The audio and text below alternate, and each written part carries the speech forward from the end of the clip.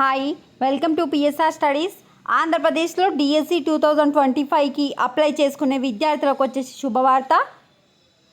అర్హత మార్కులు అయితే తగ్గింపు చేశారు. పూర్తి వివరాలు తెలుసుకుందాం. వీడియో చూసిన వాళ్ళు తప్పకుండా లైక్ చేసి ఛానల్ని సబ్స్క్రైబ్ చేసుకోండి. మనకు నారా లోకేష్ గారు యూట్యూబ్లో అయితే షేర్ చేయడం జరిగింది రెండు ఇంపార్టెంట్ అప్డేట్స్. ఒకటేమో uploading of certificates under part 2 of DSC online application is now optional. Original certificate must be produced during the certificate verification.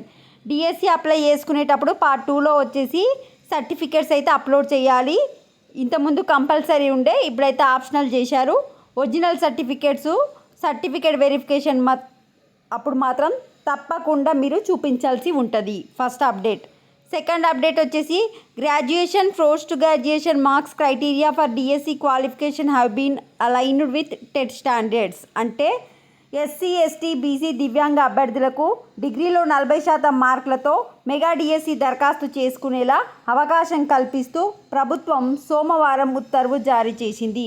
ఇంత ముందుకు డిగ్రీలో 45% ఉంటేనే మనకు డిఎస్సి అప్లికేషన్కి అయితే ఛాన్స్ ఇచ్చారు. ఇకపై డిగ్రీలో 40%, టెట్లో 40%, బీఈడీకి 40%, దేంట్లో అయినా 40% ఉంటే మీరు వచ్చేసి డిఎస్సికి అయితే అప్లై చేసుకోవచ్చు. అంటే ఇంత ముందుకు ఏముండేదంటే మనకు బీఈడీ చేయడానికి 40% మార్క్స్ ఉండాలి డిగ్రీలో అని బీఈడీ చేయించారు. ఆ 40% మార్క్స్తో బీఈడీ చేసిన వాళ్ళు ఇప్పుడు డిఎస్సి అప్లై చేసుకోవాలంటే మొన్న డిగ్రీలో మినిమం 45% అని ఉండే.